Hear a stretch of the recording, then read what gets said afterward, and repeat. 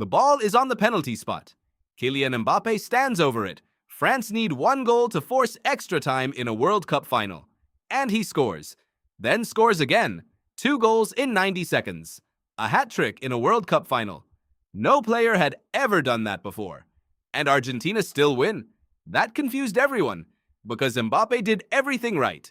But the reason Argentina lifted that trophy was decided long before that penalty spot. Weeks before. Maybe months.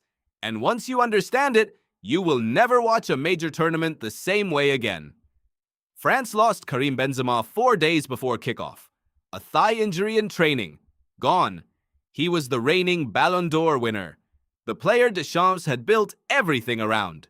Without him, Mbappe had to press more, track back more, cover more ground every single match. Sports scientist Dr. Rajpal Brar has shown that losing your central organizing player before a tournament adds up to 18% more physical load onto the players who absorb that role.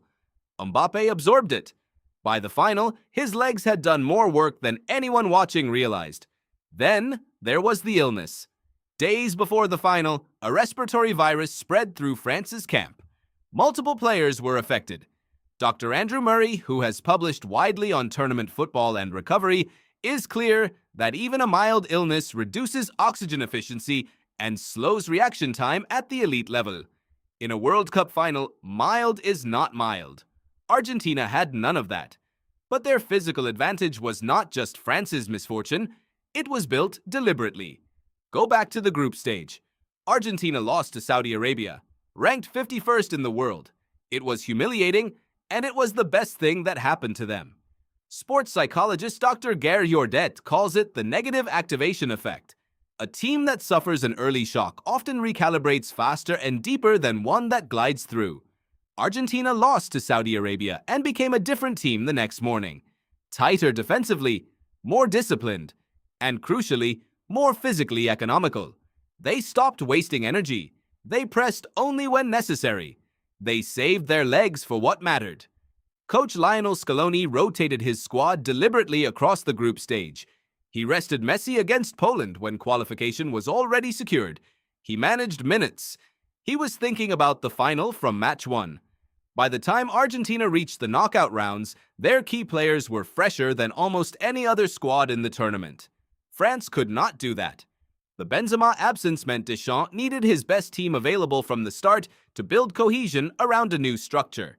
His players accumulated more fatigue across the same 25 days. In the final itself, the first 65 minutes looked like confirmation of all of it. Argentina dominated. France looked lost. Then Deschamps made a double substitution. Completely fresh legs. And within 5 minutes, Mbappe had scored from the spot. Then scored again. The decisive moment was not genius alone. It was fresh legs against tired ones. But Scaloni had managed his squad well enough that Argentina survived extra time. And when the shootout came, Kingsley Coman missed. Aurelien Tchouameni missed. Both had worked enormously hard across the entire tournament. Dr. Jordet's research is clear.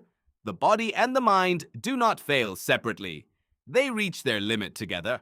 Gonzalo Montiel stepped up last. Struck it low to the right. Argentina were world champions. You watch the goals. The confetti. Messi lifting the trophy he had spent his entire career chasing. But the result was decided by a torn thigh muscle in a training session. By a loss to Saudi Arabia that rebuilt a squad's psychology. By a coach nobody believed in who managed his players' bodies better than anyone else in Qatar. The ball that hit the back of that net had been set in motion long before kickoff.